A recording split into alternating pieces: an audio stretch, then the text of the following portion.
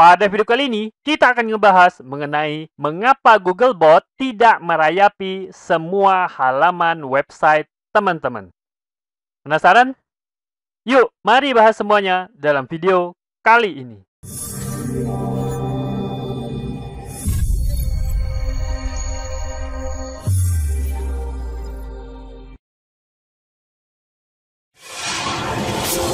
Assalamualaikum warahmatullahi wabarakatuh. Ketemu lagi bersama saya, Kanada Kurniawan, dan masih di channel kita Pro Jasa Web. Pada kesempatan kali ini, kita akan ngebahas mengenai alasan kenapa Googlebot tidak merayapi semua halaman website teman-teman. Nah, penasaran kan? Yuk, mari kita langsung masuk ke pembahasannya. Jawaban mengenai mengapa Googlebot tidak merayapi semua halaman website teman-teman, ini saya dapatkan dari Google langsung ya. Nah, sumbernya itu adalah dari John Mueller dalam acara Google Office Hour pada tanggal 16 Juli tahun 2021. Jadi ingat ya teman-teman, bukan pendapat saya. Jadi ini merupakan jawaban resmi dari Google yang disampaikan oleh John Mueller. Nah, mungkin ada teman-teman yang bertanya-tanya kenapa sih kita perlu membahas tentang perayapan atau proses crawl. Nah, buat teman-teman yang belum tahu bahwa proses crawl itu adalah tahapan pertama dari cara kerja search engine. Setelah proses crawl dilakukan, maka proses selanjutnya itu adalah indexing dan kemudian ranking. Artinya, kalau proses tahap pertama ini website teman-teman mengalami masalah, maka tentu aja tahapan selanjutnya, indexing dan ranking juga akan bermasalah. Artinya, teman-teman nggak akan mendapatkan ranking yang baik kalau crawl-nya itu bermasalah. Nah, bisa jadi malah nggak masuk sama sekali pada hasil pencarian Google. Nah, itu ya. Jadi, teman-teman harus mengerti bahwa ini adalah bahasan yang penting banget buat website teman-teman. Oke, kita langsung masuk aja ke pembahasannya. Jadi, kenapa Googlebot tidak merayapi semua halaman website teman-teman? Nah, alasan pertama itu adalah karena kecepatan server teman-teman. Nah, oke. Ini jadi salah satu bagian dari technical SEO ya. Jadi, teman-teman juga harus mengerti technical SEO mengenai kecepatan server. Nah, semakin lambat respon suatu server, maka semakin sedikit pula jumlah halaman yang akan dirayapi oleh Google. Jadi pengaruh banget respon server terhadap jumlah halaman yang akan dirayapi oleh Google. Teman-teman harus tahu sebuah istilah yang disebut crawl budget. Crawl budget itu adalah jumlah halaman yang akan dirayapi Google di situs teman-teman pada hari tertentu. Nah, jumlah ini dapat berbeda dari hari ke hari, namun secara umum jumlahnya relatif stabil.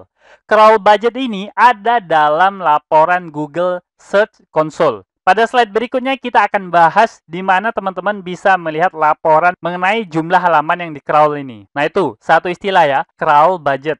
Nah, kemudian teman-teman juga harus tahu satu istilah yang lain yang disebut crawl rate limit, yaitu batasan yang ditetapkan oleh Google untuk melakukan proses crawl agar tidak mengganggu pengalaman atau user experience. Nah, artinya Google itu sebenarnya bisa-bisa aja meng-crawl seluruh halaman website teman-teman. Nah, tapi Google itu bukan yang nggak mau atau nggak mampu untuk melakukan proses crawl, tapi mempertimbangkan pengalaman pengguna. Nah, kalau misalnya Googlebot melakukan percobaan crawl sebanyak 100 halaman, kemudian tiba-tiba server teman-teman itu melambat. Nah, nggak mungkin kan Google menambah jumlah crawl-nya. Google nggak mungkin naik sampai 1000 halaman kalau server teman-teman itu di crawl 100 halaman aja itu udah ngelambat. Nah, jadi bahaya banget kan? Google mempertimbangkan pengalaman dari pengguna website teman-teman. Nah, kalau server teman-teman melambat, tentu aja pengalaman pengguna dari website teman-teman itu juga akan sangat buruk. Nah, bisa jadi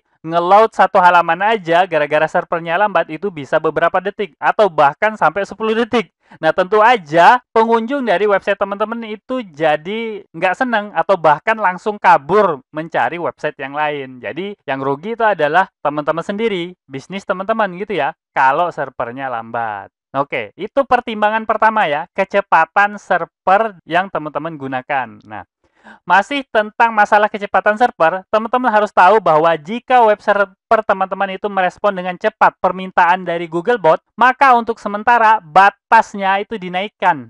Jadi batas crawl budgetnya itu dinaikkan oleh Google. Nah, ini berarti Google akan membuat lebih banyak koneksi untuk melakukan crawl atau proses perayapan. Nah, jadi sangat dinamis ya. Bukan per pekan atau per bulan, tapi sangat dinamis. Jadi begitu permintaannya itu ditanggapi cepat, maka Google akan menaikkan batasnya. Tapi begitu juga kalau server teman-teman tiba-tiba melambat, maka Google akan menurunkan batasnya. Nah, apalagi kalau website teman-teman mengirimkan pesan error ya. Error 500 misalnya, servernya error, nggak bisa diakses. Nah, tentu aja Google akan menurunkan crawl budgetnya atau bahkan menghentikan proses crawlnya supaya tidak memberatkan server teman-teman. Nah, sesuai janji saya tadi, kalau teman-teman pengen tahu seberapa cepat server teman-teman atau server respon time-nya, maka teman-teman bisa mengunjungi Google Analytics. Nah, ini untuk website teman-teman yang udah terdaftar pada Google Analytics ya. Saya rasa kalau teman-teman ini menggeluti SEO, tentu aja websitenya udah didaftarkan pada Google Analytics. Nah, teman-teman bisa menemukan pada menu ini ya, Site Speed, kemudian pada overview, teman-teman bisa lihat di situ. Di situ ada data mengenai average response time, artinya response time rata-rata server teman-teman. Oke, itu satu tempat. Nah, tapi buat teman-teman yang udah lama menggeluti Google Analytics, tentu menyadari ya, bahwa ini adalah tampilan Google Analytics 3 ke bawah gitu ya. Nah, pada Google Analytics 4, itu tampilannya nggak begini. Dan masalahnya, sampai sekarang saya belum menemukan di mana letak menu yang menampilkan server response time pada Google Analytics 4. Saya udah cari di Google, udah googling berkali-kali, tapi belum menemukan. Nah, buat teman-teman yang udah tahu di mana lokasi pada Google Analytics 4, silakan cantumkan di kolom komentar ya teman-teman ya, supaya lebih banyak teman-teman yang tahu dan mendapatkan manfaat dari informasi teman-teman. Oke, itu ya. Jadi cara pertama itu lewat Google Analytics. Nah, sekarang cara kedua itu adalah lewat Google Search Console. Nah, ini menunya nggak terlalu kelihatan ya. Jadi teman-teman kalau sekilas ngelihat itu nggak bakal ketemu di mana crawl budgetnya. Nah, jadi teman-teman harus masuk ke menu setting dulu. Kemudian pada bagian atas itu nggak akan kelihatan. Kemudian pada bagian tengah itu ada namanya menu crawl start. Nah, disitulah informasi mengenai crawl budget teman-teman bisa teman-teman temukan. Tinggal teman-teman klik, kemudian di situ akan muncul menunya. Dan di situ juga akan muncul informasi mengenai server respon time-nya. Respon rata-rata dari server teman-teman. Oke, jadi teman-teman sekarang udah tahu ya gimana cara mengetahui respon time dari server yang teman-teman gunakan. Nah, sekarang masalahnya mungkin teman-teman ada yang bertanya, kira-kira berapa kecepatan yang ideal? Nah, pada acara tersebut, Google Office Hour tersebut, John Mueller juga ada menyampaikan berapa kecepatan ideal. Nah, berapa kira-kira? Nah, ini dia. Kecepatan ideal menurut John Mueller itu sekitar 300 sampai 400 milidetik. Ingat teman-teman, milidetik ya. Jadi nggak nyampe 1 detik. Nah, kecepatan ini ya kalau menurut saya ini sangat cepat ya. Beberapa dari website teman-teman kemungkinan nggak bakal menyentuh angka 300 milidetik. Tapi tergantung juga server yang teman-teman miliki. Kalau memang servernya gede, kemungkinan besar teman-teman bisa mencapai angka tersebut. Nah, apalagi kalau website teman-teman belum dioptimasi ya. Kalau websitenya belum dioptimasi, saya rasa server respon time-nya bakal gede banget. Bahkan ada sampai beberapa detik. Nah, itu sangat buruk buat kemampuan crawl dari Google. Nah, oleh karena itu, teman-teman harus mengevaluasi server masing-masing. Nah, amati perkembangannya. Apakah perkembangannya stabil atau justru setiap bulan itu meningkat? Nah, itu bahaya ya. Kalau memang udah setiap bulan meningkat, maka saatnya teman-teman untuk mengevaluasi infrastruktur yang teman-teman gunakan. Bisa jadi memang teman-teman sudah waktunya untuk berganti server atau meningkatkan kapasitas dari server yang teman-teman gunakan. Oke, itu alasan pertama kenapa Google tidak melakukan crawl atau perayapan pada semua halaman website teman-teman. Nah, tibalah kita pada alasan kedua, yaitu adalah kualitas website. Nah, ini agak ngeselin ya, kualitas website. Jadi kualitas website itu ada di mana-mana ya. Kalau bicara mengenai SEO, tentu akan bicara mengenai kualitas dari website teman-teman. Nah, satu hal yang harus teman-teman ketahui bahwa proses crawl itu dilakukan secara perlahan. Nah, apalagi pada website yang baru, bisa jadi Googlebot itu mulai dengan satu URL saja. Kemudian dievaluasi apakah URL tersebut memiliki kualitas yang bagus atau layak untuk di-crawl. Nah, kalau memang layak, maka proses crawl akan berlanjut. Tapi kalau tidak layak, maka bisa jadi proses crawl dari Googlebot itu berhenti di situ. Jadi cuma satu URL aja yang di-crawl oleh Google. Nah, saya ingatkan bahwa teman-teman itu hindari untuk menambahkan banyak konten dalam satu waktu. Karena crawl budget itu tidak serta-merta naik. Nah, ingat ya, apalagi buat website yang baru ya. Tadinya update konten itu hanya 1 hari 10. Nah, tiba-tiba teman-teman mengupdate konten 1 hari 1000. Kebayang kan? Itu gede banget jumlahnya. Nah, masalahnya crawl budget teman-teman itu tidak serta-merta naik. Nah, contoh lain misalnya teman-teman ingin menambahkan fitur dictionary misalnya, fitur kamus. Nah, misalnya teman-teman mengelola sebuah komunitas, kemudian teman-teman ingin menambahkan fitur kamus. Nah, kalau kamus itu kan banyak banget kosakatanya ya. Nah, itu udah ada di database teman-teman misalnya. Nah, begitu teman-teman rilis, itu kan banyak banget URL yang tercipta atau terbuat. Ada banyak URL baru yang perlu dirayapi oleh Google. Nah, dari sisi crawl itu jelek banget. Jadi, saya sarankan teman-teman jangan melakukan hal tersebut. Jadi, jangan dirilis dalam satu waktu.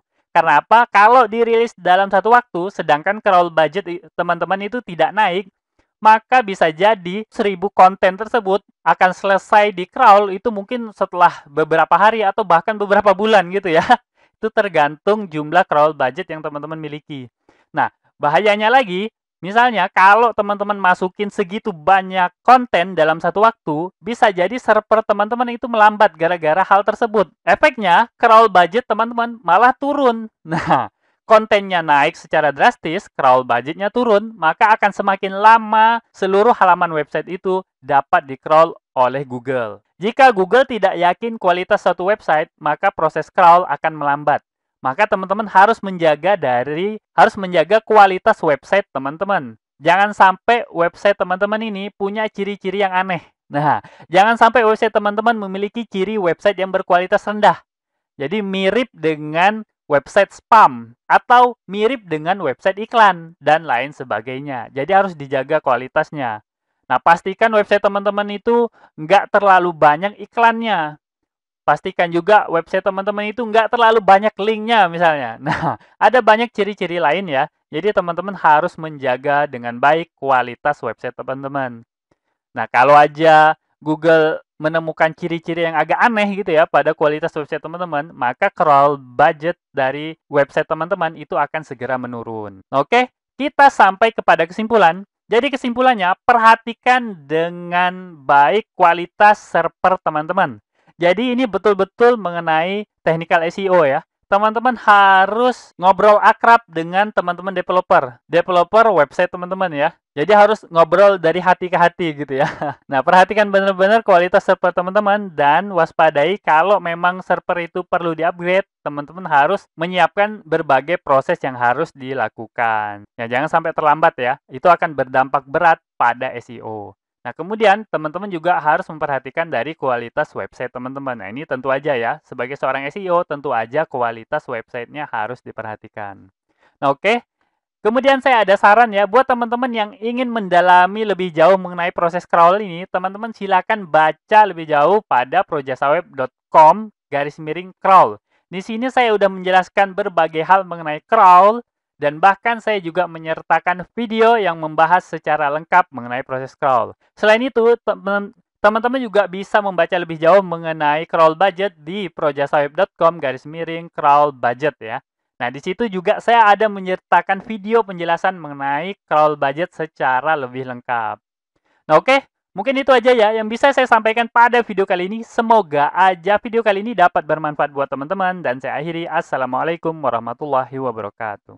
Oke, seperti biasa, jika ada yang salah dari apa yang saya sampaikan, tolong teman-teman ingatin ya. Jangan sampai nggak diingatin, supaya saya dapat melakukan perbaikan pada channel ini dan pada diri saya sendiri. Dan jika ada pendapat yang berbeda, teman-teman bisa masukin ke kolom komentar, supaya kita bisa berdiskusi. Jika ada masukan, teman-teman jangan sungkan untuk menyampaikannya, karena saya sangat terbuka dengan segala macam masukan. Dan jika teman-teman memiliki usulan pembahasan, cantumkan juga di kolom komentar, supaya semua usulan teman-teman dapat saya wujudkan dalam bentuk video. Buat yang belum tahu, video ini adalah bagian dari program Akademi Projasa Web, tempat di mana teman-teman bisa belajar digital marketing secara gratis. Caranya mudah, cukup kunjungi projasaweb.com/academy. Ada ratusan artikel dan video yang dapat teman-teman pelajari. Jika ada pertanyaan mengenai materi, teman-teman tinggal hubungi saya melalui email info@projasaweb.com. Gratis tanpa biaya apapun. Harapannya dengan program ini semakin banyak orang yang memahami digital marketing, Saya percaya jika semakin banyak orang yang paham digital marketing, maka ekonomi kita juga akan semakin baik. Yuk dukung program ini dengan cara subscribe dan share video ini, serta mengunjungi Projasa Web Academy.